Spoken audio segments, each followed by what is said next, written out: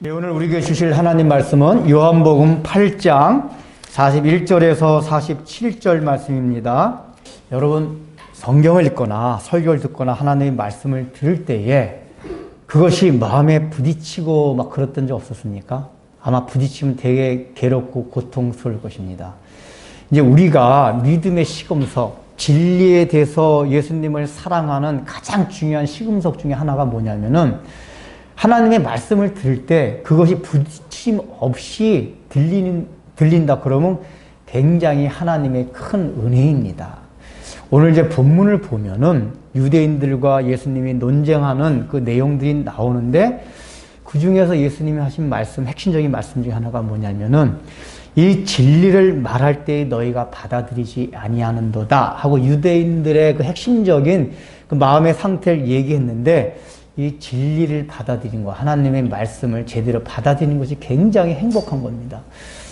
똑같이 설교를 들어도 어떤 사람은 참 은혜를 받아요. 야, 은혜 받는데 어떤 사람은 아우 지겨 죽겠어 그런 사람이 있어요.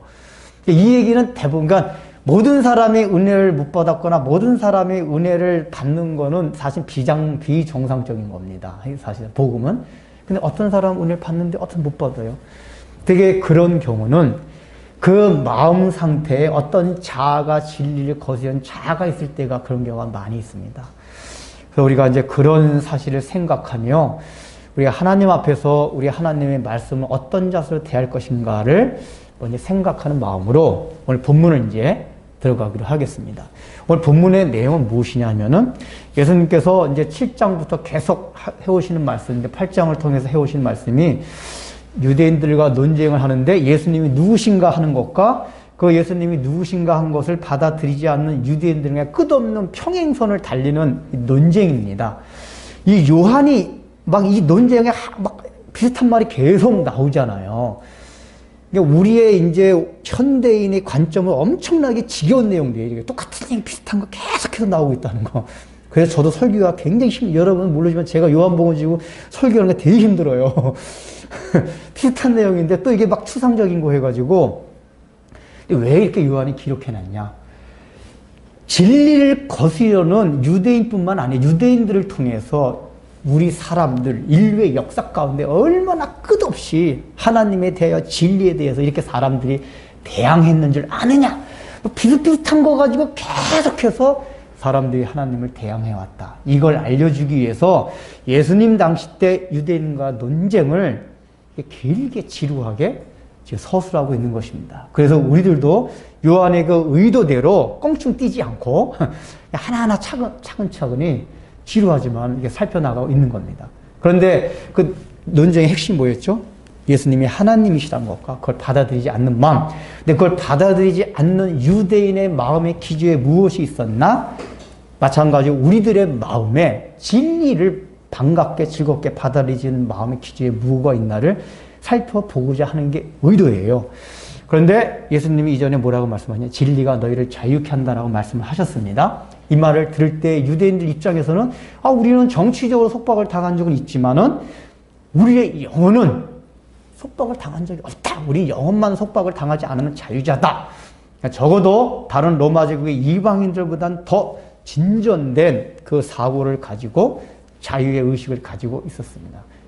그 근거가 무엇이었냐? 아브라함의 자손이라는 거였습니다. 그런데 예수님은 너희가 아브라함의 자손이라고? 아니야.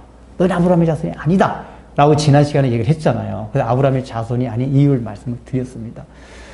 그러니까 일단은 자기네들이 자유자라는 거 어떻게 우린 구원받은 백성이다 그 얘기거든요. 너희가 구원받은 백성, 자유자가 아닌 그 근거를 아브라함의 후손이라는 걸 댔는데 예수님께서는 너희 아브라함의 후손 아니다. 얘기를 하니까 그 다음에 유대인들이 들고 나온 게 뭐냐? 그래? 그러면 우리는 아브라함보다 더 위대하고 크신 하나님의 자녀다. 이걸 지금 들고 나오는 거예요. 예수님한테. 그렇소? 당신이 그렇다면은 우리가 또 다른 우리가 자유자는 큰 걸 대보겠어 하고 하는 내용이 오늘 내용입니다. 근데 시작이 이제 어떻게 되냐면은 너희는 너희 아비가 행한 일들을 하는도다. 그랬어요. 그러니까 여기서는 지금 아브라함도 전에 아비라고 그랬잖아요. 그러니까 그 대화 속에 아비가 행하는 일을 행하는 듯 딱 그랬거든요. 그러니까 이게 유대인들이 확실히 머리가 좋고 저기 한 게 이 41절 뒤를 딱 보면은 아브람과 대화하는 아브람 이야기를 한 중에 아비 얘기가 나왔는데 유대인 딱 반응이 뭐라고 나오냐면 예수님이 너희 아비에게 행한 일을 행하는다 딱 하니까 대답하되 유대인들이 우리가 음란한 데서 나지 아니하였고 아버지는 한 분뿐이시니 곧 하나님이시로다. 그러니까 뭐냐면은 아브라함이 아비라는 얘기 딱 접어두고 우린 또 다른 아비 하나님이 있습니다. 이 근거 딱 들이대는 거예요. 또 다른 거. 유대인들이 굉장히 명석한 거예요. 그러니까. 그런데 그 예수님도 그런 의도로 말씀하신 게 맞아요. 이제 아브라함 얘기를 끝내고 하나님으로 돌린 거예요.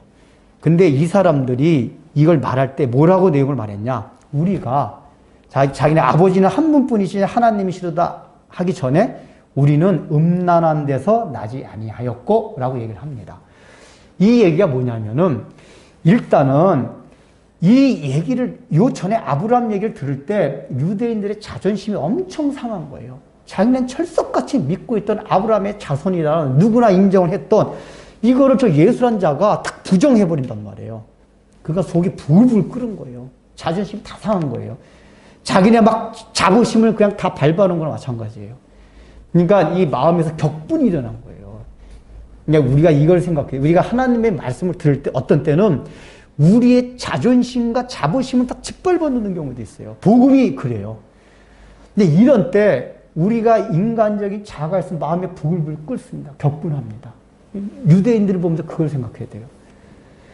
이 격분하다 보니까 반항하는 마음이 생겨요. 뭐? 우리 아브라함의 자손 아니라고 웃기지 마. 하나님이 우리 아버지야. 야, 너는 하나님의 아버지나 되냐? 네 아비가 누구냐?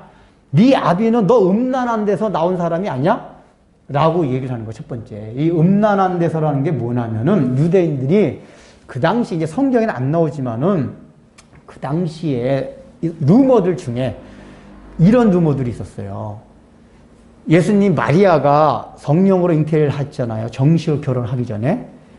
그러니까 먼데 있는 사람 보는데 가까이 있는 사람들은 어느 배가 불러왔단 말이에요. 근데 요셉은 하나님으로부터 현몽을 받고서 그걸 받아들였기 때문에 괜찮은데 주위 사람들이 좀 수근수근거리는 거예요. 야, 저 여자 저 결혼도 하기 전에 뭐 임신했어? 그 무슨 소문이 로마 제국에 있었냐면은 마리아가 뭐 로마 제국한테 강간을 당했다든지 하여간 막 이상한 소문들이 있었대요. 그래서 오늘날도 그 자유주의 신학자들 가운데는 예수님의 그 신성을 믿지 아니하는 사람들은 예수님 로마 제국에서 그 로마 병정한테 강간당해서 태어난 인물이야. 이렇게 얘기하는 사람도 있어요. 지금도. 그때부터 이렇게 내려온 그런 얘기들이요. 그러니까 어떻게든지 예수님께 트집을 잡으려고 했던 사람들은 그런 팩트가 확인되지 않은 루머 이걸 가지고 딱 잡은 거예요. 야, 너 애비도 없이 태어난 거 아니냐 너는? 애비도 없이 태어난 너 어디 강간당해서 태어날지 모르는 그러니까 애비도 없이 뿌리도 없이 태어난 꽤 음란한 자다 그 얘기예요. 너 음란한 데서 너지 나지 않았느냐? 그런 자가 무슨 우리한테 그런 얘기를 하느냐? 너는 음란한 데서 태어났지만은 우리들은 그렇지 않아. 하나님이 우리 아버지야. 그러면서 음란하다는 게 이제 또 다른 뜻이 뭐냐면은 구약 성경에 보면은 이스라엘 백성들을 향해 가지고 이스라엘 백성이 유일하신 하나님만을 섬기고 이방신을 섬기지 아니하는 것을 음란하지 아니하다고 표현을 해요. 그러니까 이스라엘 백성이 그걸 안단 말이에요. 그러니까 유대인들이 야, 너는 오히려 육신적으로 그 뿌리도 없는 그러다 태어났을지도 모르지만 우리는 하나님께서 우리를 인정하셨어. 왜요? 구약 성경에 보면 너희 이스라엘들아 너희들은 나의 장자다. 이렇게 하나님 표현했거든요. 그러니까 우리는 이방신을 섬기지 아니하고 바벨론까지 가서도 우리는 하나님만을 섬겼어. 그래서 우리는 음란한 데서 나지 아니한 백성이다 그 얘기예요. 근데 사실은 그들이 이방신을 실제적으로 섬기지는 않았지만은 성경에서 말하는 우상숭배라는 거는 탐심이었거든요. 이방인들이 우상을 섬기면서 가졌던 탐심, 세상을 향하는 욕구, 이게 사실은 성경이 말하고자 했던 우상숭배였단 말이에요. 그러니까 실제 이들은 우상숭배를 했음에도 불구하고 자신들은 이렇게 표면상으로 이방신을 섬기지 않았다는 이유 때문에 우리는 음란한 데서 나지 아니한 이 얘기는 하나님 한 분만을 섬긴 그래서 하나님의 자녀이다 이걸 지금 얘기하는 겁니다. 그래서 이렇게 얘기하는 그 이유는 뭐냐? 자기들의 자존심을 예수님 앞에 내세우는 거예요. 너가 말하는 우리 자존심을 구기는 거 우리 들을 수가 없다. 그래서 여러분들 우리가 우리의 자존심이 구겨지고 우리의 막 그 자부심이 막 뭔가 이렇게 상처를 받고 이럴 때 복음 이럴 때 어떤 마음이 드냐면은 복음 자체를 더 막 흠집을 내고 싶어하고 그 뭔가 막 트집을 찾고 싶어하는 마음이 일어나요. 혹시 우리 가운데 그런 경험이 없습니까? 하나님의 말씀이 나를 향해서 올 때 그게 너무나 나를 거북스럽게 만드는 게 있어요. 그렇게 살기 싫다거나 아니면 지금까지 살아왔던 모든 신념책에 너무 반하거나 뭐 이럴 때는 막 불불 끓어요. 막 자기의 이거를 막 무너뜨리는 것 같아요. 그럼 자기 삶의 토대를 무너뜨린 것 같을 때는 그 마음의 격분이 되면 예수님에 대해서 유대인들이 흠집을 잡듯이 복음 자체에 대해서 흠집을 내려는 마귀의 공격을 당하게 됩니다. 우리가 이런 걸 주의해야 돼요. 근데 이런 마음의 상태에 있는 유대인들에게 예수님께서 말씀하시는 게 나옵니다. 하나님이 너희 아버지였으면 너희가 나를 사랑하였으리라. 그러니까 이 얘기는 뭐죠? 하나님을 사랑하는 가장 큰 증거가 예수님을 사랑하는 거다 그 얘기예요. 그러니까 예수님을 사랑하지 아니하고는 하나님을 사랑할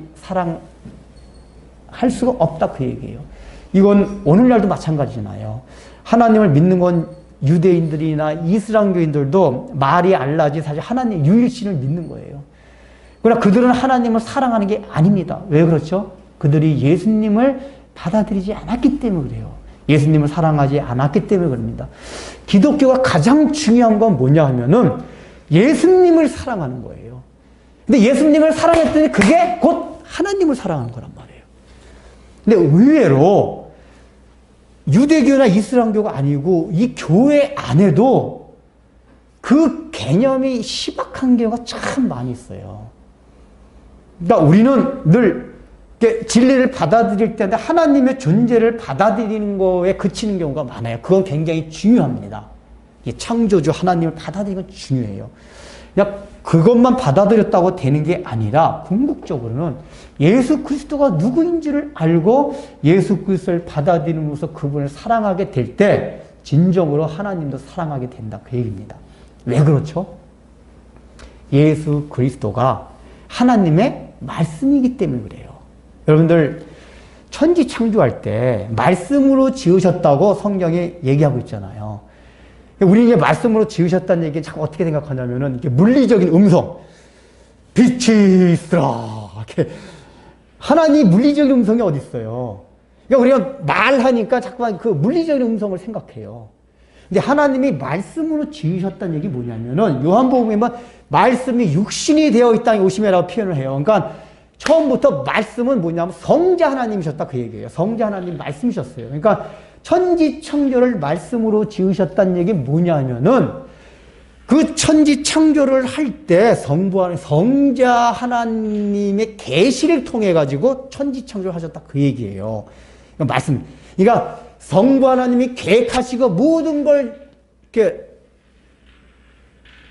작정을 하셨는데 거기에 계시하신 분은 누구냐? 그걸 실제적으로 우주 만물 지실 때 그걸 계시하신 분이 누구시냐? 성자 하나님, 예수님이시다 그 얘기예요. 이해되세요? 말씀으로 지으셨다는 얘기는 예수님 자신이 계시가 되어서 우주 만물이 지으셨다 그 얘기예요. 그리고 그 다음서부터 다 쓰여진 말씀들은 결국 뭐냐? 그게 하나님의 속성을 나타내는 건데 하나님의 속성을 나타내어 주는 분이 하나님을 증거하는 분이 예수님이시다 그 얘기예요. 그러니까 우리가 말씀이 하나님을 증거한다 그러잖아요. 말씀이 하나님을 증거한다는 얘기 뭐냐면 성자 하나님이 성부 하나님을 증거하신 분이다 그 얘기예요. 그래서 성자 하나님 예수님을 통하지 않고는 하나님에 대한 올바른 지식을 가질 수가 없어요. 그래서 이슬람교나 유대교는 하나님을 믿는다고 하지만은 하나님에 대한 올바른 지식을 가질 수가 없습니다. 예수 그리스도를 통해서만 하나님 지식을 가질 수가 있어요. 그래서 우리가 예수 그리스도를 구주로 영접하고 인격적으로 사랑하는 마음이 일어나야지만 진정으로 하나님을 사랑하는 사람이고 하나님의 자녀라 그 얘기예요. 그런데 유대인들은 예수님을 영접하지 않는 거 보니까 일단은 말씀을 사랑하지 않은 거예요. 왜냐? 말씀이 육신이 되어 오셨. 이 사람들은 자기네가 말씀을 사랑했다고 얘기를 해요. 근데 정작 말씀이 육신이 돼서 딱 맞는데 그분을 받아들이지 못했다는 얘기는 표면상으로 한 말씀을 사랑했다고 한 거지 말씀을 전혀 사랑한 게 아니었다는 증거가 나타난 겁니다. 그 예수님이 그걸 조목조목 나중에 말씀을 하신단 말이에요. 너희가 말씀을 사랑했다고? 그러니까 이제 당신이 말씀이 되어 오선 이 사실을 말고도 실제적으로 그 사람들이 말씀을 표면적으로만 사랑하는 것 같이 보였지 정말 말씀의 본질은 전혀 사랑하지 않았다는 걸 예수님이 계속해서 말씀해 나가십니다. 우리도 정말 하나님의 자녀라면 예수님을 인격적으로 사랑하는 마음이 있어야 돼요. 우리가 교회를 다니면서 이상하게도 예수 인격적으로 사랑하는 게 뭔지 알죠? 부부가 너와 나가 인격적으로 사랑한다는 얘기 있잖아요. 추상적이고 관념적인 게 아니라 나 너 사랑해? 나 사랑받고 있어? 이게 인격적인 사랑이에요. 그러니까 우리가 예수님을 대할 때 그런 사랑이 있었대요. 내가 부족하고 허물이 있지만 주님 너무 감사해요. 주님 사랑해요. 그런 거 있잖아요. 이게 내가 부족하고 죄를 지으냐 않냐 이 차원을 떠나서 인격적인 사랑이 있느냐 없느냐 그 얘기예요. 일단은 그런 예수님에 대한 사랑이 있는 사람이 하나님의 자녀 된 가장 큰 증거다 그 얘기예요. 근데 유대인들은 그게 없었어요. 그러면서 예수님이 뭐라고 말씀을 하시냐 하면은 어찌하여 너희가 내 말을 깨닫지 못하느냐. 그러니까 지금 예수님이 얼마나 오랫동안 얘기하셔서 계속 얘기하고 있는데도 유대인들이 계속 평행선을 달리고 있어요. 근데 여기 깨닫지 못하느냐 하는 건 기노스코인데 기노스코는 뭐냐면 알다인데 우리가 말하는 지식 정보상의 알다가 아니라 구약 성경에 나오는 동침하다와 같은 그 사람을 대상을 경험함으로써 아는 걸 말해요. 그러니까 너희는 어찌해서 내가 말할 때에 그 말하는 표면적인 구구사전적인 그런 의미만 듣고 생각하느냐 그 얘기예요. 깨닫지 못하냐가. 그 말 속에 있는 하나님과 깊은 경험을 하게 되면 알게 되는 그걸 통해서 말씀에 대한 이해가 없느냐. 그리고 말하는 게 이는 그것은 내 말을 들을 줄 알지. 이게 예수님 말씀하신 거 그게 그거 같아요. 잘 읽어보세요. 뭐 지금 40 몇 절이죠 이게? 43절인가요? 나 안경을 안 끼니까 43절이죠. 어찌하여 내 말을 깨닫지 못하느냐 이는 내 말을 들을 줄 알지 못함이로다. 그 말이 그 말 같죠. 요한복음이 이게 국어사적인 의미는 어려운 게 아닌데 무지하게 헷갈릴 수가 있어요. 그러니까 너희가 나를 깨닫지 못하는 이유가 뭐냐. 내 말을 들을 줄 알지 못합니다. 여기서 들을 줄 듣다. 이거는 그냥 귀로 듣다 이 뜻이 아니고 원문의 뜻이 뭐냐면은 마음으로 받아들이고 순종하려고 하다 그 얘기예요. 듣더라고요. 그러니까 우리가 보통 강의 같은 거는 이렇게 지식적인 걸 이렇게 새로운 걸 이렇게 받아들이는 거로 듣잖아요. 그걸 듣다예요. 근데 여기서 예수님이 들을 줄 할 때 이 듣다의 뜻은 마음 자세 그 염원하는 마음 있잖아요. 그 말 뭐 막 받아들이고 막 너무 싶어가지고 하는 걸 가지고 들을 때 이거를 들을 줄 안다고 예수님이 표현하고 있습니다. 그러니까 이 얘기는 뭐죠? 너희 유대인들이 국어사전적인 의미로 예수님의 말씀을 이해 못했다는 게 아니에요. 이 사람들은 지금 마음 기저 자체가 예수님을 받아들이고 싶은 마음이 아예 없어요. 그러니까 늘 마음에 들어 너무 예수님이 자기들의 자존심을 상하니까 아예 처음부터 마음을 닫아놓은 거예요. 그러니까 이게 자기네들의 신념의 복, 자아의 벽을 딱 쳐놓고 받아들이고 싶은 염원하는 자세 이게 없어요. 그러니까 원래 하나님을 경험하려면 하나님의 말씀을 제대로 깨닫기 위해서 첫 번째 필요한 게 뭐냐? 그 마음의 자세가 염원하는 그 태도가 있어야 돼요. 하나님 말씀 받아들이고 싶다. 하나님 나라에 대한 얘기를 하면 하나님 나라의 소망을 너무 가지고 싶다. 뭔가 이런 소망과 그 간절한 마음이 있을 때 하나님의 말씀이 들려올 때 그게 깨달아진다.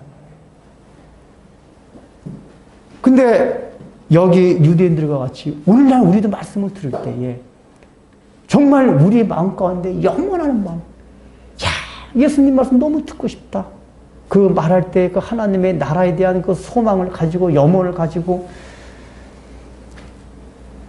이렇게 듣는 경우가 많지가 않아요.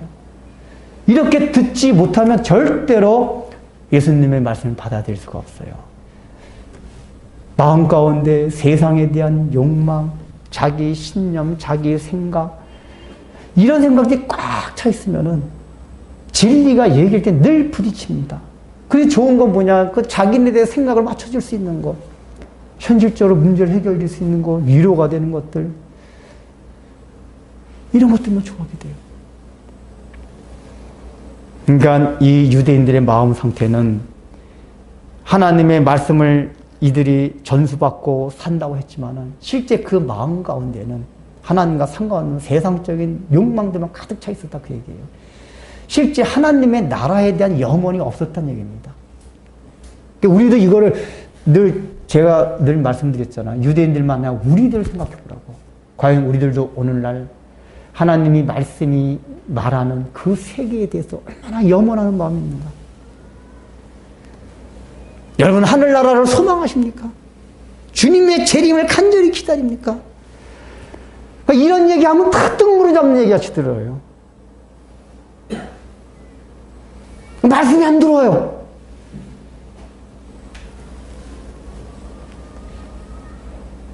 하나님의 자녀라면 하나님 나라에 대한 그 관심과 소망이 있어야 돼요. 간절한 마음이 있어야 돼요.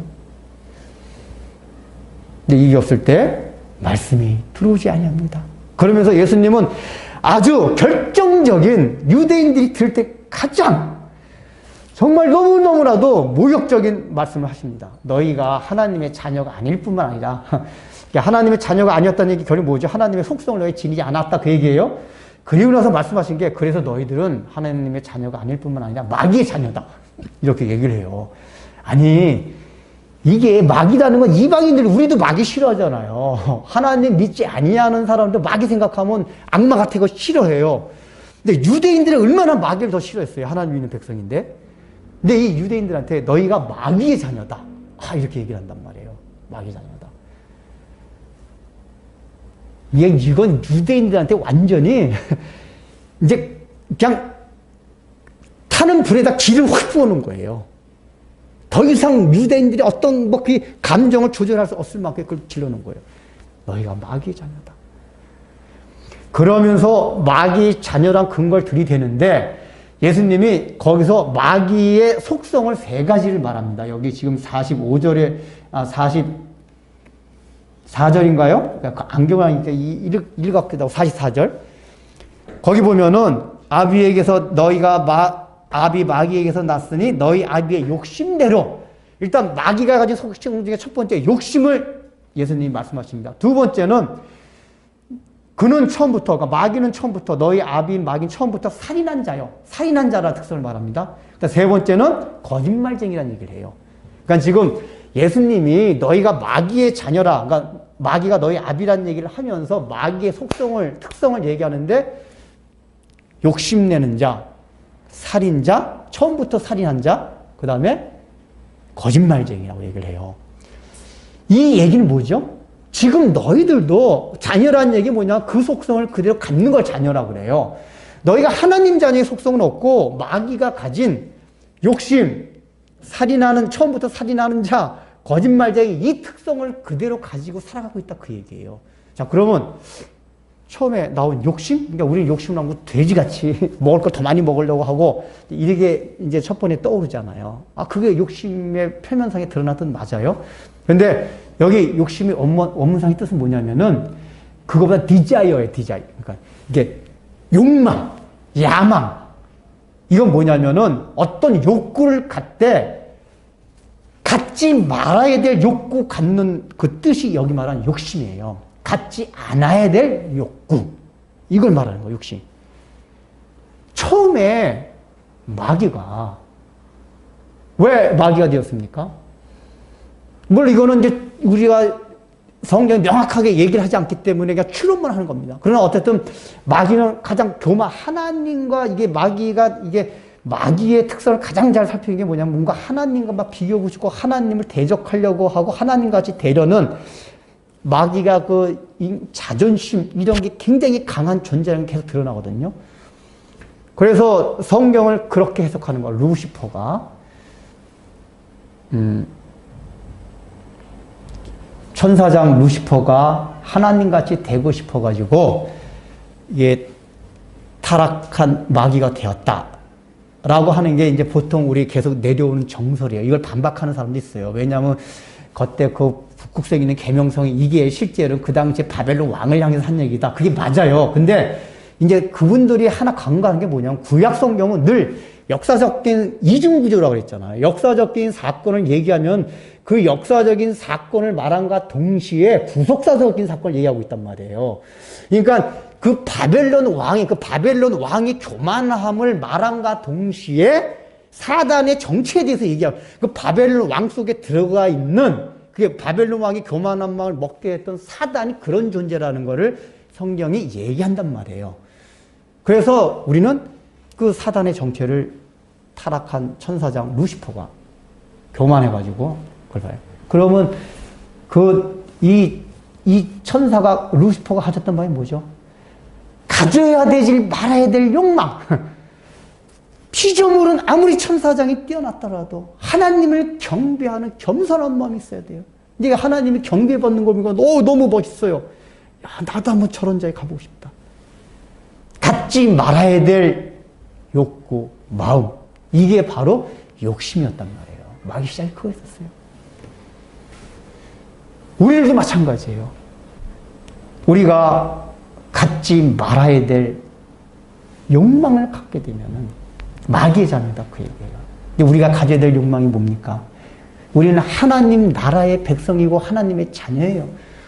그럼 마땅히 내가 하나님의 자녀서 어떻게 살아갈 것인가? 하나님 나라의 백성으로서 그 하나님의 나라의 원리가 내 삶에 어떻게 적용될 것인가? 이거를 바라고 요구하는 게 우리가 가져야 될 정당한 욕구예요. 그런데 우리도 마귀와 같이 어떤 하늘나라에 대한 욕구를 가져야 되는데 세상 나라에 대한 욕구를 갖는단 말이에요. 이게 갖지 말아야 될 욕심이다, 욕망이다 그 얘기예요. 지금 여기 유대인들도 마찬가지예요. 하나님을 믿긴 믿었지만 이 사람들의 풍습을 보면 하나님 나라에 대한 관심이 없었어요. 이 땅에서 어떻게 더 지혜롭고 행복하게 살아가냐. 오로지 땅에 관심이 있었어요. 이게 욕심이다 그 얘기예요. 욕망. 잘못된 욕구였다 그 얘기예요. 근데 오늘날 우리에게도 이런 모습이 있지 않냐 그 얘기예요. 지금 예수님 우리에게 말씀하신 게 유대인들한테만 하는 얘기가 아니라 우리 하나님의 나라의 백성들이죠. 하나님 나라에 사는 사람도 하나님 나라가 보여야 되는데 자꾸 세상 나라가 보인다는 얘기. 지금 내가 하나님 나라에 있지 않고 세상 나라에 있다는 얘기 아니에요. 우리가 그걸 잘 생각해야 돼요. 지금 중요한 게 뭐냐면은 이게 8장이 넘어오면서부터 지금 예수님이 말씀하신 대상이 누구라고 그랬죠? 많은 유대인들이 예수님을 믿었더라. 7장 말절에 그게 나오잖아요. 그러니까 지금은 예수님이 지금 말씀하고 있는 대상이 예수님을 믿었다고 하는 사람들한테, 물론 그 믿음은 조금 잘못된 믿음은 말씀드렸지만 어쨌든 예수님을 긍정적으로 받아들였던 사람에 대해서 예수님 보니까 아직도 이 믿음이 아직 부족해요. 더 깊이 가르쳐 주는 거예요. 가르쳐 주다 보니까 반발이 나오는 거예요. 나 교회 그래서 나온 거 아닌데, 뭐 이상한 얘기만 해. 자꾸. 아니, 그런 거 얘기 말고요. 그냥 이렇게 들고 있으면 그냥 마음 편안해지는 얘기 있잖아요. 이런 얘기 좀 해주세요. 제가 그냥 말씀드렸어요. 여기 밑에 계시던 분이. 하도 전도 와가지고 교회 한번 가봤더니, 자기는 그 생터에 나오는 이렇게 탁 들으면 뭉클해지는 교회가 다 좋은 것이고 좋은 얘기 해주는가 그런 거 들은 거 들으려고 하는데 맨날 그냥 전도를 나갑시다. 물론 이제 그게 우리 스타일 같지는 않은데 어쨌든 자기가 원하는 그게 아니니까.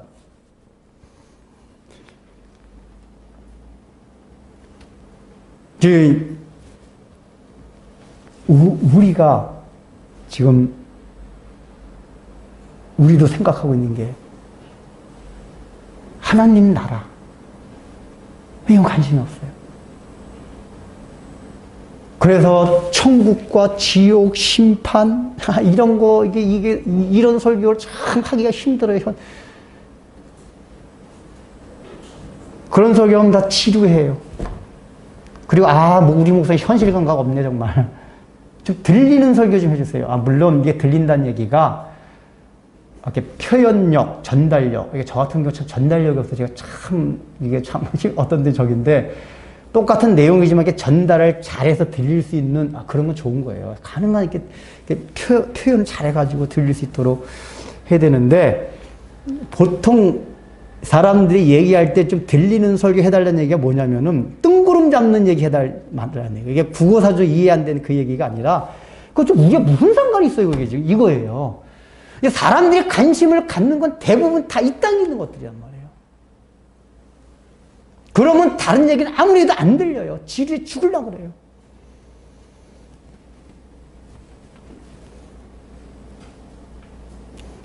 제가 이제 미국에 있는 그 친구 목사가 이제 그전에는 맨날 설교한 적이 없잖아요. 이렇게 교재만 맨날 그냥 이제 같이 얘기만 하다가 그 친구가 이제 우리 교회 사이트 알아가지고 설교를 듣고 몇 번 듣고 나서 한번 연락이 왔더라고요.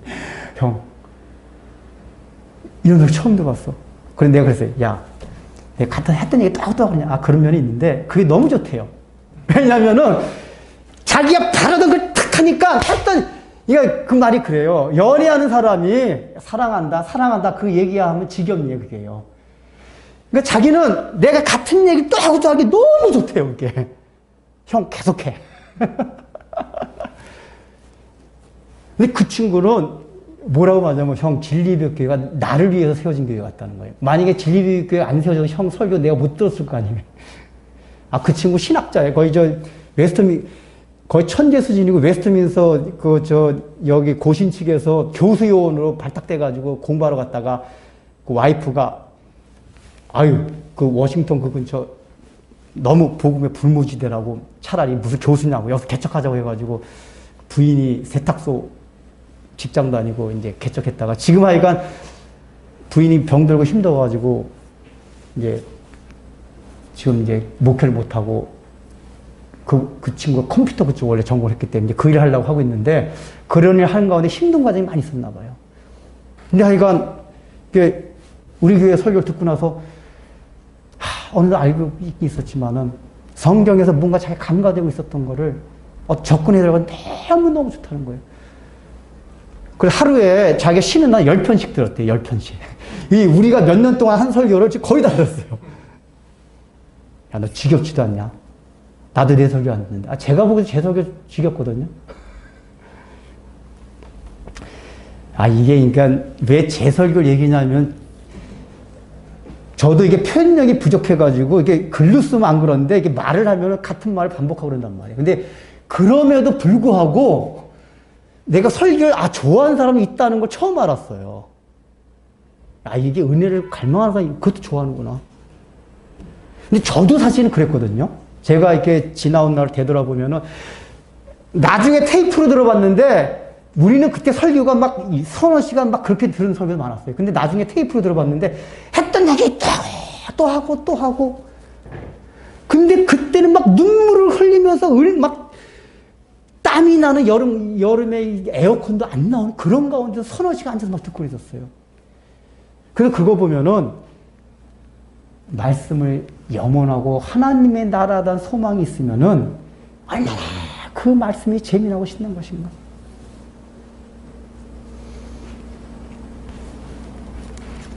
이게 어느 분 설교든 다 똑같아요. 그러니까 여러분들이 제 설교뿐만 아니라 어떤 분들은 오히려 좋은 설교는 뭐냐면 설명 많지 않아도 그냥 아무 얘기 안 하고 십자가 복음만 딱 얘기하시는 분이 있어요. 예수 천당 불신 딱 요것만. 제가 그전에 지방에 잠깐 안 하고 있을 때 지방에 한번 가봤었는데, 이게 시골교회 가봤는데, 할아버지 목사님이에요. 할아버지 목사님께 신학적인 지식은 없잖아요. 근데 제가 그 설교 딱 들어보니까 그 중심에 십자가, 예수님의 그 십자가에 대한 간절한 그게 딱 있어요. 들어보면 그걸 딱 느껴요. 말은 똑같은 거 계속해요. 예수님이 우리를 구원해 주셨죠! 뭐 이런 거예요, 계속. 알아. 그게 아니라, 제가 그 말씀을 집사람이 알아요. 눈물 흘리면서 들었어요. 왜냐? 다 아는 건데 좋다. 맞아. 예수님 나를 구원해 주셨지. 근데 집사람한테 그랬어요. 나 그냥 사역, 그냥 무슨 목사냐. 이런 데 와가지고, 시골 거의 다 노인들만 있더라고요. 나 차 운행하고, 당신이 여기서 설거지하고, 밥하고, 이거 하자고. 저 전남 보성 어디 쪽인데. 야, 그런 목사님 밑에서 설교 맨날 똑같은 설교들이 할아버지 설교 특히. 그러니까 여러분들이 오히려 설교도 그런 설교. 어떤 분 중심이 하나님에 열렸는데 그 내용 자체가 뭐 달병가도 말은 막 뭐 새로운 게 아닌데 떠난 내용인데 그 말씀이 맞아. 예수님이 날 십자가 그 하늘나라 말하면 말할수록 또 그 얘기해줘요. 오늘 찬송가도 불렀잖아요. 들었던 얘기 또 해주세요. 이게 복음 진리를 듣는 사람의 특징이에요. 강의가 아니에요. 하나님 말씀은. 새로운 지식, 물론 하나님의 말씀에 대한 정보를 새롭게 할 수도 있어요. 그러나 하나님의 말씀은 근본적으로 선포예요. 선포를 또 화답하는 거예요. 딱. 아멘. 이런 마음이 없다면은 우리가 진리에 대해서 말씀에 대해서 어떤 자세를 가지고 있나 생각해 봐야 돼요. 오늘날 특히 인터넷이 발달돼서 유튜브에서 자기 원하는 대로 설교를 골라 들을 수가 있어요. 사람이 요즘 인터넷 댓글 담궈보면 평신도들 지식이 보통이 아니에요. 이 지식이 높은 설교자들 설교 하도 많이 들어가지고 성경도 많이 알고 신학적인 지식도 많고. 근데 그렇게 많은데 우리 옛날에 무식한 할머니들보다 신앙은 훨씬 없어요.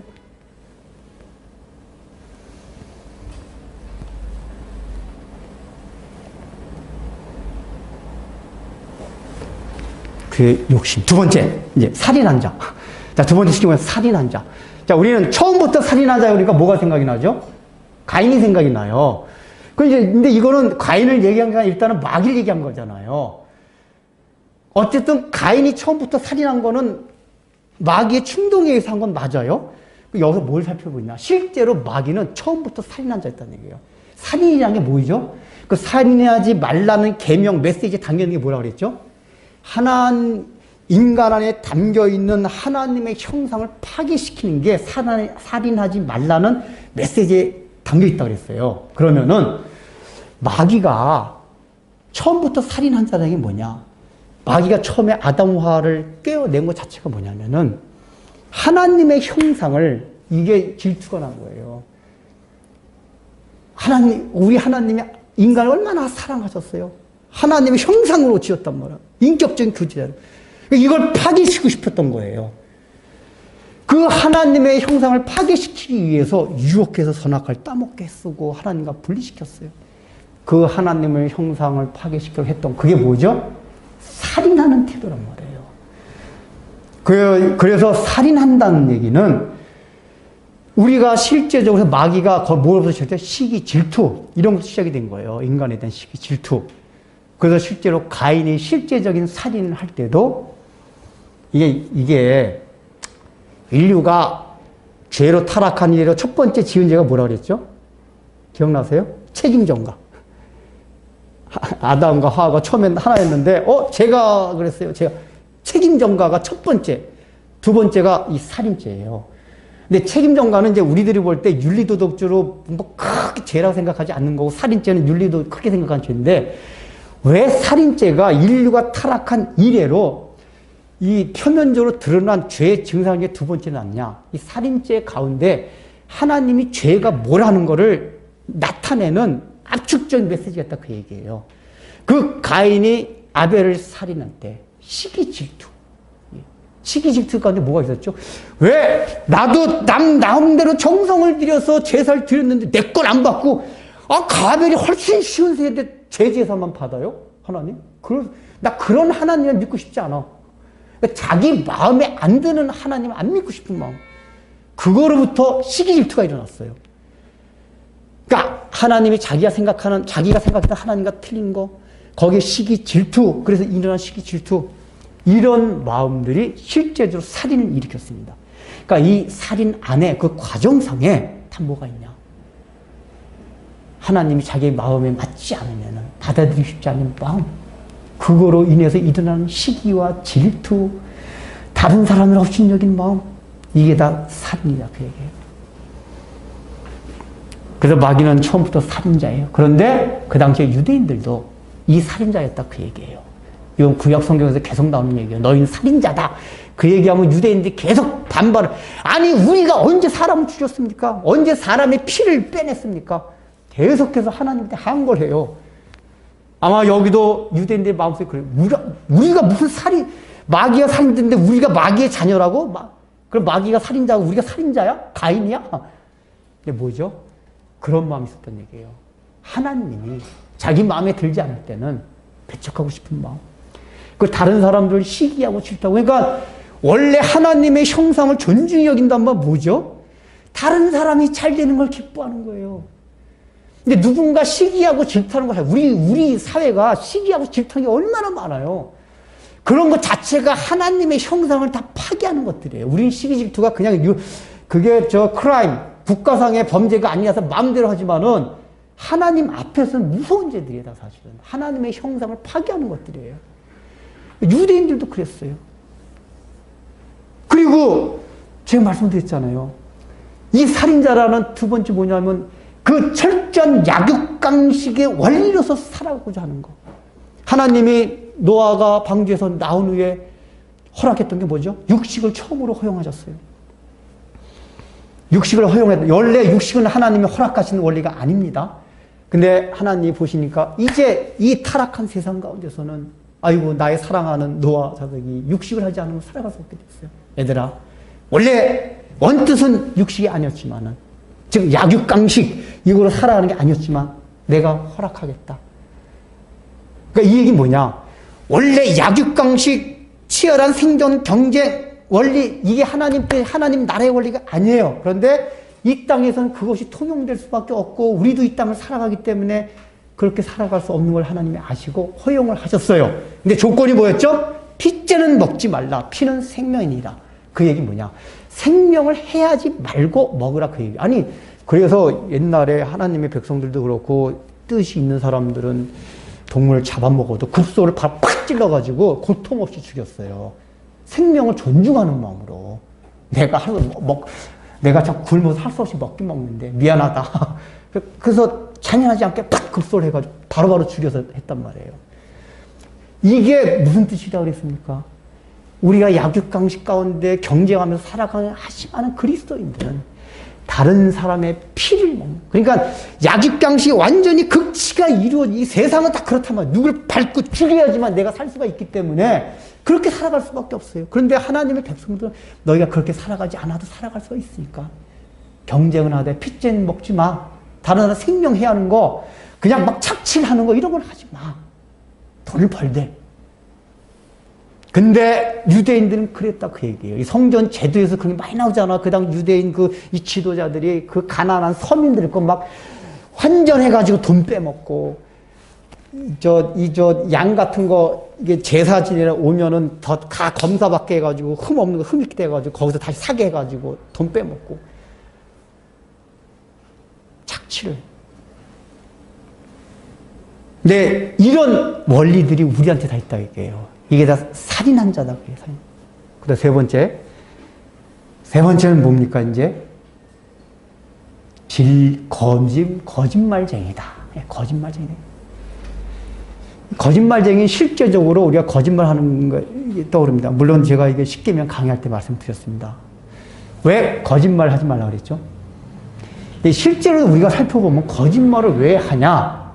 말 가지고. 우리가 살아가는 이 세상에서 내가 뭔가 더 잘되고 싶고 내 자존심이 상하지 않고 그렇게 하기 위해서 거짓말을 하게 돼요. 그러니까 거짓말을 하게 되는 근원이 어디에 있냐 하면은 거짓 세계를 바라보고 살아가고 있기 때문에 실제 거짓말도 해요. 그러니까 성경에서 말한 사탄이 거짓말쟁이라는 건 뭐냐면 처음부터 사단은 하나님 나라의 원리가 아닌 걸 그게 사실인 것처럼 계속해서 얘기해요. 그러니까 팩트가 아닌 걸 얘기하는 게 거짓이란 말이에요. 그래서 사탄이 인류를 계속해서 속여왔어요. 그걸 제가 신기루라고 하죠. 신기루. 사막에서. 신기루 가지고 허상 딱 만들어 놓고 너희가 여기만 오면 행복할 수 있어. 목마름을 해결할 수 있어. 라고 탁 던져줘요. 근데 가봤더니 꽝이에요. 거짓말쟁이에요. 그러니까 사탄은 근본적으로 하나님과 인간을 어떻게 분리하려고 했기 때문에 하나님과 붙어서 인간 행복한 꼴을 못 봐요. 그래서 어디 거짓된 세계 환상 이걸 다 심어놓고 야야야 유혹하는 거예요. 계속 유혹해요. 근데 아담 하와 이래로 우리 인류들이 다 그 꼬임에 넘어가요. 오늘날도 다 그렇잖아요. 이 보이는 세상이 다 같이 이걸 가지면 행복한 것 같이 우리가 살아가요. 마귀의 거짓말에 다 쏘가 넘어가요.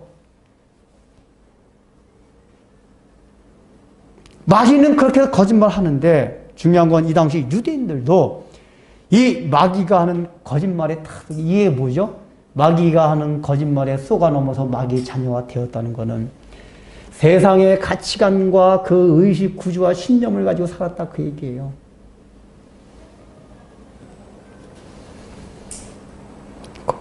오늘날 우리들도 그렇잖아요. 교회를 다니고 있지만 여기 유대인들이 예수 하나님 믿은 것 같이 교회를 다니고 있지만 지금 우리가 추구하고 쫓아가고 있는 게 다 뭔지 보세요.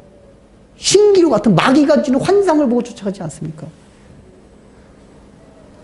하나님의 나라를 영원토록 우리의 삶과 행복을 보장해 하나님의 나라를 보고 쫓아갑니까? 너무너무나도 현대인들은 더더욱더 뭐 고대도 똑같았지만 현대인 더 그래요. 요즘은 또 이게 무슨 그 애들이 뭐 PC 게임하는 거 보니까 이 현실 세계랑 가상 세계를 구분하지 못하겠더라고요. 그래서 이 게임에 진짜 몰입하게 되면 참 희한하. 거기 들어가게 되면 이게 참 옆에서 보니까 거기 막 저기가 될 것 같아요. 야, 사단이 이제는 이게 보이는 우리가 이게 이런 세계도 신기루 같은 현상을 심어준데 더 극렬하게 아주 게임의 세계를 해가지고 그 이 가상의 세계도 꼭 현실 세계 같이 쏘게 만드는구나. 젊은 청년들이 얼마나 그런데 지금 쏘가 넘어가고 있어요.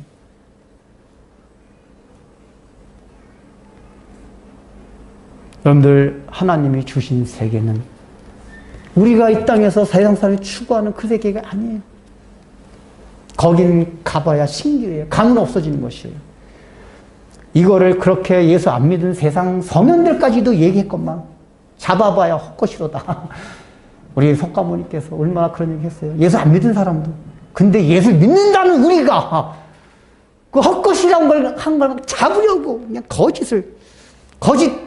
거짓말쟁이 그냥 마귀를 쫓아서 이 맨날 한 똑같은 내용이죠 이게. 여러분들 이걸 받아들이려고 해봤어요. 이제 받아들여야 돼 이거를. 안 그러면 맨날 똑같은 얘기예요 제가. 이거 받아들이면 우리 이거만 나 구원 받았네. 이거 설명 거 없어요. 너 구원 받았네. 우리 구원 받았네. 할렐루야. 이 설교가 입히면 돼요. 근데 이게 안 됐기 때문에 계속 예수님이 끝없이 평행선을 달리듯이 똑같은 얘기하듯이 설교 본문의 내용이 다 그거예요 항상. 하나님의 나라, 하나님의 속성을 닮아가고 하나님의 나라의 원리대로 살아라. 소재는 달라도 주제는 다 그거예요.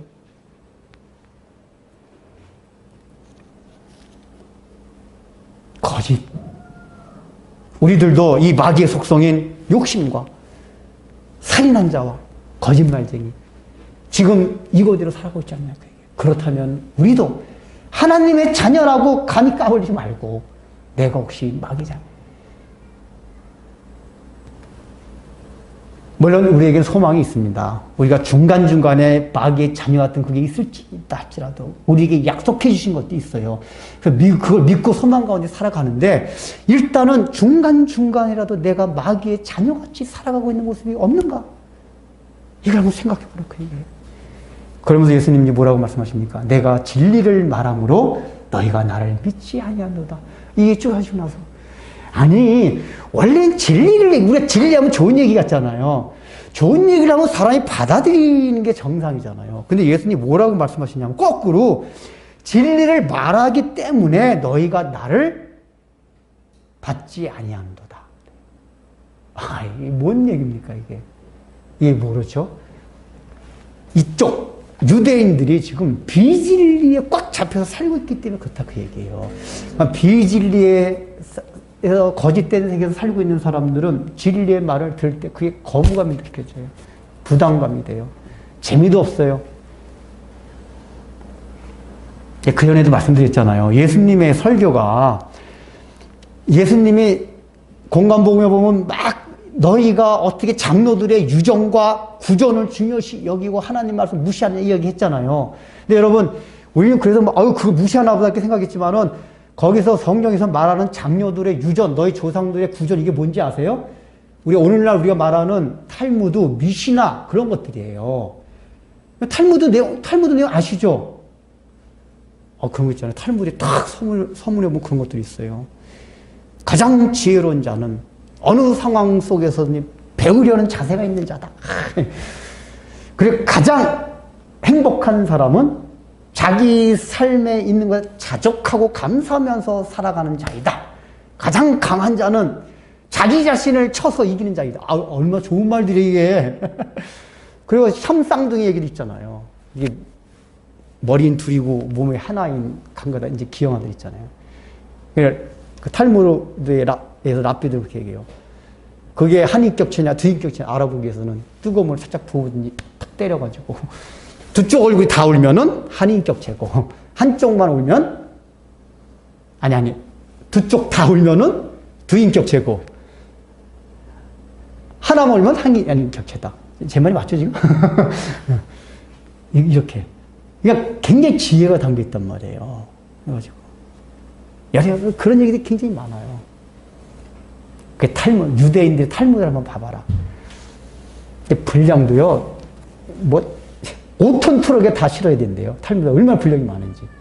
그러니까 탈무드라는 게 뭐냐면은, 모세 오경 있잖아요. 모세 오경을 이제 구약의 성도들이 보다 보니까, 이스라엘 백성이 보다 보니까, 구체적인 삶의 정황에서 적용될 게 없단 말이에요. 원리만 얘기해줬지. 그래서 유대 랍비들이 이제 그거를 해설서를 만든 거예요. 좀 구체적으로. 그게 미시나예요. 미시나. 그리고 그 미시나를 또 하다 보니까 이게 삶이 점점점 발달되어 갈수록 이게 삶의 상황이 복잡해지니까 복잡한 상황 속에서 또 부족한 것들이 있어서요. 그래서 그 미시나를 더 깊이 해설해 놓은 게 개발하는 거예요. 개발.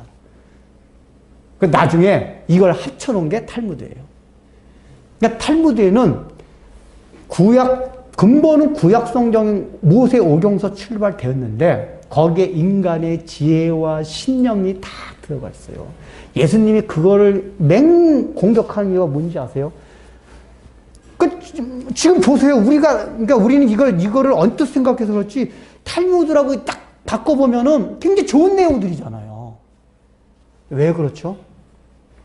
거기에 인간의 신념과 인간의 지혜를 신봉하는 게 담겨 있다 그 얘기예요. 그 탈무드를 이렇게 막 쫓아가는 그 마음속에 하나님 말씀보다는 그걸 예수님 말씀하신 거예요. 그래서 실제적으로 예수님 당시 때 유대인들을 보면은 구약 성경도 중요시 여겼지만은 그런 미시나나 게바라 같은 탈무드를 더 권위 있게 많이 여겼대요. 왜냐하면은 이유가 그거예요. 어차피 구약 성경에 있는 건 구체적인 정황 속에서 다 말해주지 않잖아. 우리도 느끼는 거잖아요. 성경이 구체적인 삶의 속에서 어떻게 이게 없어요. 근데 탈무드에는 그 구체적인 게 다 나오거든요. 그거 너무 좋은 거예요. 그러니까 되게 하나님의 말씀보다 그 해설을 더 좋아하고 이런 게 이유가 뭐냐면은 사람들이 하나님의 말씀은 너무 그냥 이렇게 뜬구름 잡는 것 같고 오리무중 같아. 뭔가 확 잡히게 좀 줘. 잡히게. 이게 구체적으로 요구해. 저거 하지 마. 이런 상황 속에 이렇게. 우리가 이게 하나님의 뜻을 구할 때도 그런 게 굉장히 많아요. 그래서 이게 사람들이 왜 신비주의 쪽에 이게 하냐면 기도만 하면은, 오늘은 A로 가. 오늘은 B로 가. 사람들이 그런 걸 좋아해요. 근데 이게 하나님을 신뢰하지 못해서 그러는 거예요. 하나님의 말씀이 두리뭉실하게 딱 준 건 뭐냐면은 하나님만 딱 신뢰하면은 그냥 그때 인도하신다 그 얘기예요. 구체적인 상황을 몰라도. 근데 사람들이 구체적인 정황을 자꾸만 신봉하는 이유는 뭐냐면 그게 하나님을 신봉하지 못한다는 반증이에요. 이렇게 다 있어야지 좋아. 그래서 이게 역설적이게 신비주의를 추구하는 사람들이 오히려 하나님을 100% 신뢰하지 못하는 거예요. 그때 말씀. 왜냐 우리는 딱 그러면 지금 뭐가 잘 모르겠지만 하나님이 그렇게 약속해 주시니까 믿고 갑니다. 이거예요. 우리 하나님 100% 신뢰하는 건. 근데 이걸 해야 돼요. 제가 누누이 말씀드렸죠. 그리스도인들의 특권 중에 하나가 뭐냐면은 꿀 골대가 있으면 우리 골 차서 탁 골 안으로 넣으려고 하잖아요. 하나님, 저 골대 안으로 들어가게 해주세요. 근데 하나님이 우리에게 약속해 주신 건 뭐냐? 우리 아무 쪽에 뻥 차면은 골대가 글로 옮겨지는 거예요. 아유, 놀라운 특권 아니야? A가 하나님의 뜻이니 B가 하나님의 뜻이, 둘 다 헷갈려요. 이 사업을 해야지, 저 사업을 해야 할지. 그래서 우리의 마음은 딱 하나님이 기도에 딱 나타나서 이 사업을 해라. 이래야지 마음이 시원함을 하거든요. 네. 우리 그리스도는 뭐냐? A 사업을 해도 괜찮고 B 사업을 해도 괜찮아요. 아무거나 해도 우리가 유익한 길로 가는 거예요. 그게 우리에게 약속해 준 거란 말이에요. 구체적이에요. 내가 이 사람들이 이런 미신하나 탈무드를 신봉하나 그러면 근데 예수님이 그걸 막 배격하신 거예요. 그리고 맨 둥그러는 나의 살을 먹고 피를 마시고 거듭난 자가 하나님의 나를 볼 수 있다 그러고 그게 국어사전적인 뜻으로 어려운 게 아니잖아요. 그 개념을 이해를 못하는 거예요. 니고데모 같은 학식 있는 사람들. 예수님 당시 때도 그런 거예요. 예수님이 탈무드 같은 얘기만 했으면은 엄청 인기가 좋았을 거예요. 근데 예수님은 그 당시 랍비들이 하지 않았던 탈무드 같은 얘기가 아니라 막 이상한 얘기들. 특히 요한복음에 보면 그런 얘기 많이 나오잖아요. 여러분들 요한복음 보면 요한복음이 사람들이 어렵대요. 앞에 보면 설교하기도 힘들고 저도 아까 막 힘들어요. 그래서 다 비슷한 내용 같은데 또 여기서 이걸 막 끄집어내서 하는 게. 근데 이게 그만큼 우리가 주님과의 깊은 관계를 경험하지 못할수록 이런 말씀들이 어려워요. 지루해져요. 우리는 유대인들도 그래서 예수님의 말씀을 듣기 싫었어요. 마음의 거기에다가. 진리만. 진리라는 게 뭐죠? 지금 자기네들이 관심 없는.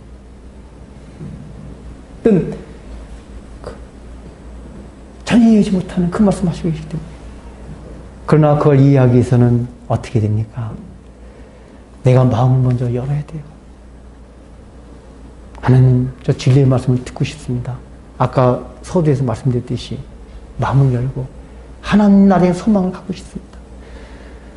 그래서 오늘날 우리들도 여러분 설교 말씀을 들을 때 교회에 오면 교회는 좋은 얘기만 해주는 것이 아니에요. 우리 마음에 부딪히는 것들을 해야 돼요. 청교도 시대 때는 하도 지옥설교를 강하게 하니까 사람들이 그 지옥설교를 그거 듣기 싫어서 안 나간 사람이 있었대요. 너무나 지옥설교 강렬하게 하니까, 그놈이 지옥. 만약에 청교도 시대 때 지옥설교 이렇게 많이 했대요. 그래서 어떤 사람들은 또 은혜를 지옥설교 듣고 그 지옥에 끔찍하게 깜짝 놀라가지고, 내가 이제는 그냥 죄의 수렁에서 벗어나서 예수 믿어야겠다. 이런 사람도 있고, 어떤 사람은 맨날 지옥 무슨 지옥 보이지도 않는데 어떤 사람은 은혜 받고 어떤 사람은 그냥 지옥고.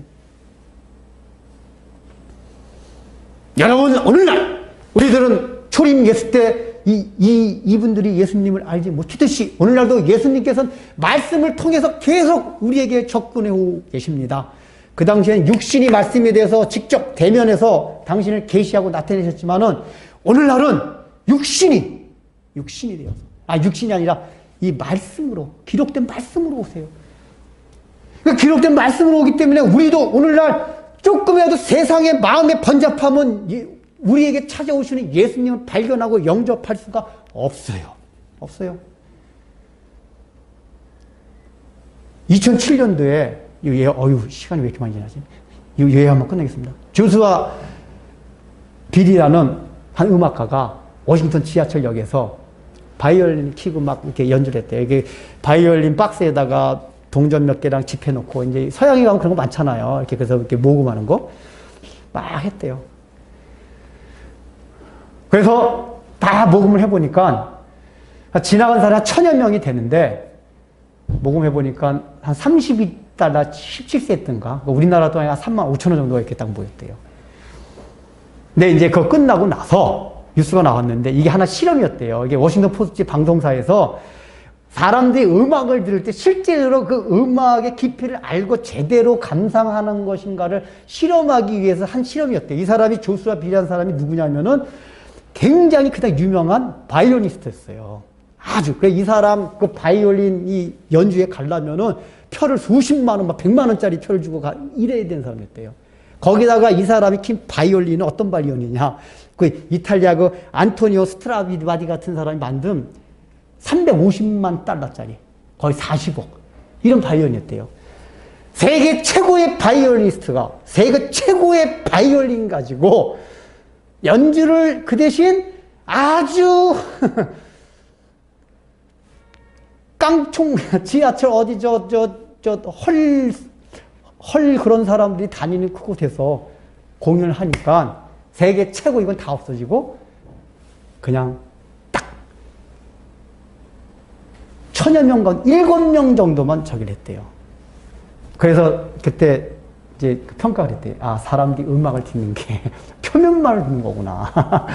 원래 실제 음악의 내용을 악고 들었으면은 아무리 허름하게 청바지에다 모자 쓰고 탁 하니까 그 허름한 사람이 하니까 지나가는 그런 집시같이 그런 걸 알았겠죠.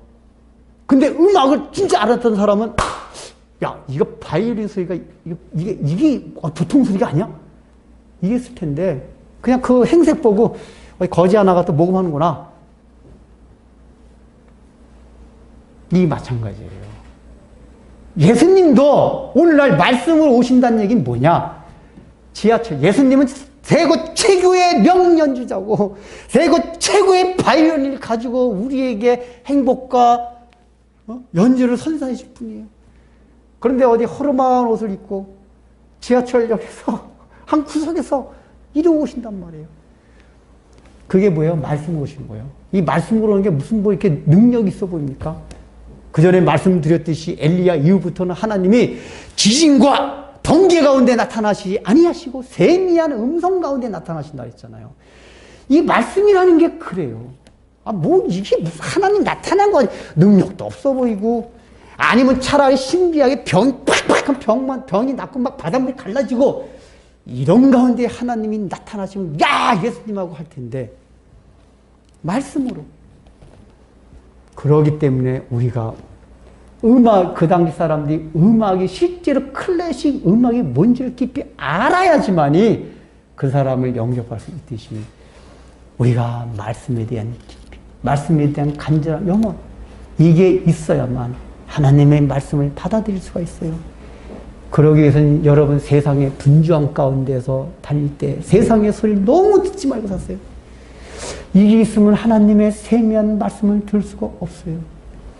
오늘날은 어떻게 보면 예수님 때보다도 더 세미하게 들려오세요. 육신이 아니라 이게 기록된 말씀을 오시기 때문에. 내가 하나님의 말씀이 잘 들리지 않는다는 얘기는 내가 내 마음속에 지금 세상 것이 가득하다는 얘기예요.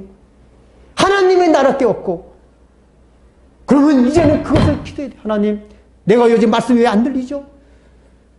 물론 그게 목회자 책임도 있어요. 설교를 저도 그래서 늘 책임감을 느끼고 참 마음이 많이 무거워요. 근데 오늘 성경 본문에서 얘기하는 예수님이 얼마나 훌륭한 설교가였어요. 예수님 당신이 말씀이었는데 근데도 안 받은 이 사건을 생각하면서 우리가 말씀이 제대로 안 들려올 때는 내 자신이 어떤 문제가 있나 없나를 살펴보자 그 얘기예요. 세상이 있나 또 유대인들이 가졌던 나의 신념 자아 이런 것들이 있으면 말씀 잠깐 부딪혀요. 그래서 기도를 그렇게 해야 돼요. 하나님, 그래서 제가 저주에 말씀드렸잖아요. 참 큰 은혜 중에 하나가 뭐냐면은 그 사람이 부족하고 연약해서 이렇게 죄를 잘 범하는 사람이 있어요. 근데 제가 이제 목회자 얘기 들어보면은 부족한 거 많은데 하나님 말씀에 대해서 그렇게 달게 들어요. 내가 그렇게 살아야지. 근데 또 그렇게 살지 못하는 자신 때문에 괴로워하긴 하는데 근데 어떤 사람은 표면적으로 이렇게 말씀대로 잘 사는 것 같아요.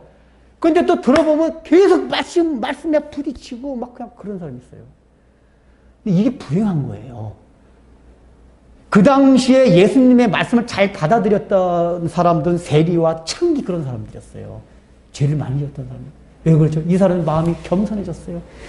근데 무슨 말씀을 하셔든지 그리고 물론 세리창기가 다 받아들인 건 아니에요. 그러나 세리창기가 되었다는 얘기는 마음이 낮아지고 겸손해지고, 야, 이거 아닌, 신기루 같은 세계가 아닌 세계의 마음, 그거에 대해 염원이 그 마음밭에 깔려 있었다는 얘기예요.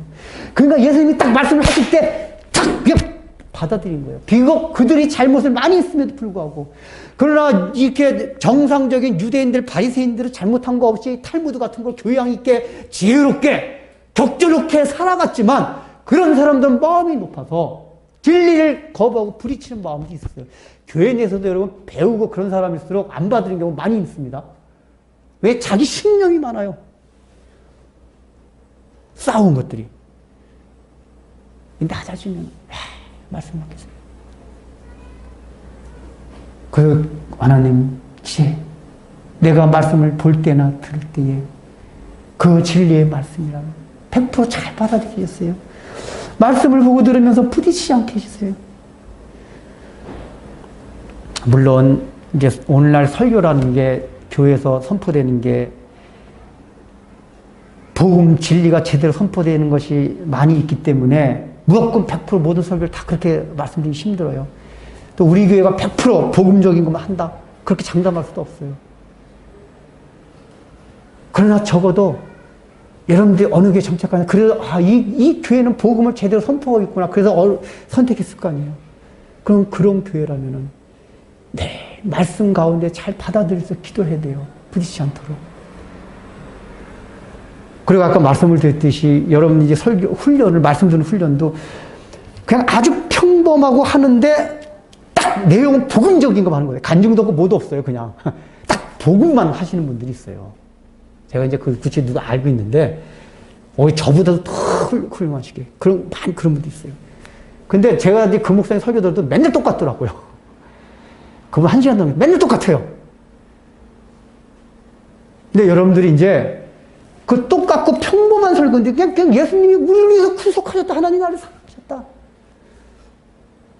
그냥 이런 평범한 설교가 내 마음에 사무치게 올 수 있게. 그런 설교도 맞아. 나를 구원해 주셨지. 얼마나 감사해. 하나님의 나라 소망을 가져.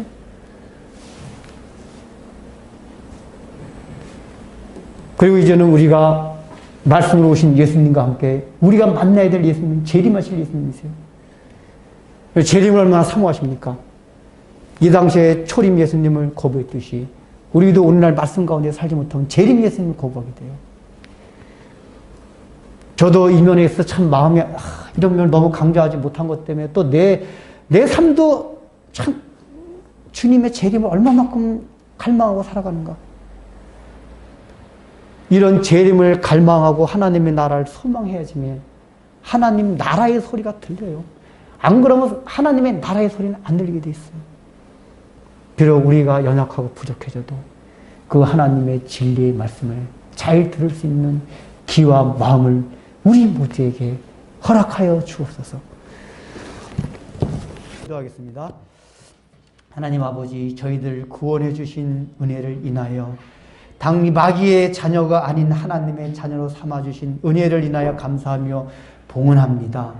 주님께서 원하시는 참된 봉헌은 우리가 이렇게 하나님의 자녀이면서도 때때로 살아가면서 마귀의 자녀같이 살아가는 것이 아니라 늘 변함없이 하나님 자녀답게 살아가는 것만이 진정한 주님께서 원하시고 기뻐하시는 봉헌된 삶임을 알고 마귀가 가졌던 그 속성인 욕심과 살인과 거짓말하는 그런 세계에서 벗어나나 언제나 진리를 바라보며 하나님 나라의 원리만을 추구하며 살아가는 우리 성도들이 다 되게 하여 주옵소서. 예수님의 이름으로 기도합니다. 축도하고 마치겠습니다. 이제는 우리 구주 예수 그리스도의 무한하신 은혜와 하나님 아버지의 놀라우신 사랑과 성령님의 감동과 권면하심이 오늘 이 말씀을 듣고 이제 나는 마귀의 자녀가 아니다. 하나님의 자녀이기 때문에 하나님의 자녀로서 하나님의 속성을 가지고 살아가길 소망하는 우리 사랑하는 성도들 위해 이제부터 영원토록 함께 있을지어다.